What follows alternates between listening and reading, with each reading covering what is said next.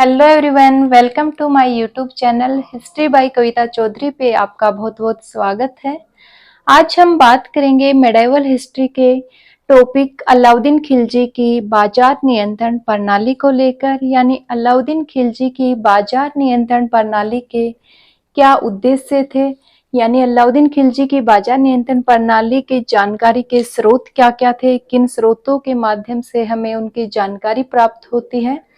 तो हम बात करते हैं अलाउद्दीन खिलजी की बाजार नियंत्रण प्रणाली के उद्देश्य क्या क्या थे। तो उद्देश्यों में हम बात करें तो इतिहासकार बर्नी का मानना है कि अलाउद्दीन की बाजार नियंत्रण प्रणाली का उद्देश्य कम खर्चे पर अधिक सेना रखना था, और उसका समर्थन हमारे करते हैं के असलाल और इरफान हबीब भी इसका समर्थन करते हैं कि कम खर्चे पर अधिक सेना रखना था। लेकिन बर्नी कहता है कि अलाउद्दीन खिलजी बाजार नियंत्रण के माध्यम से हिंदू व्यापारियों को यानी हिंदुओं को दंड देना चाहता था। क्यों?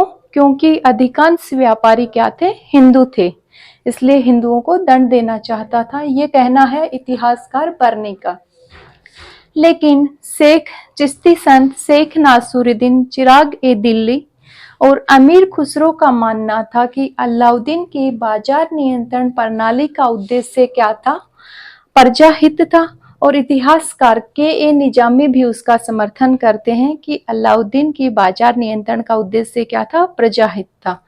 तो ये बात हुई कि अलाउद्दीन की बाजार नियंत्रण प्रणाली के उद्देश्यों की। अब हम बात करेंगे कि अलाउद्दीन की बाजार नियंत्रण प्रणाली की जानकारी के क्या क्या स्रोत हैं। क्वेश्चन पूछा जाता है कि अलाउद्दीन की बाजार नियंत्रण प्रणाली के जानकारी के स्रोतों में कौन सा नहीं है और कौन सा है।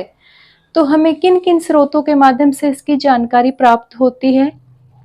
एक तो हमें जानकारी प्राप्त होती है जियाउद्दीन बर्नी की पुस्तक है तारीख फिरोजशाही, उससे हमें इसकी जानकारी प्राप्त होती है। फिर हमें अमीर खुसरो की पुस्तक है खजाइन उल फुतूह, इसी को हम कहते हैं तारीख अलाई, इसी का दूसरा नाम है खजाइन उल फुतूह का तारीख अलाई।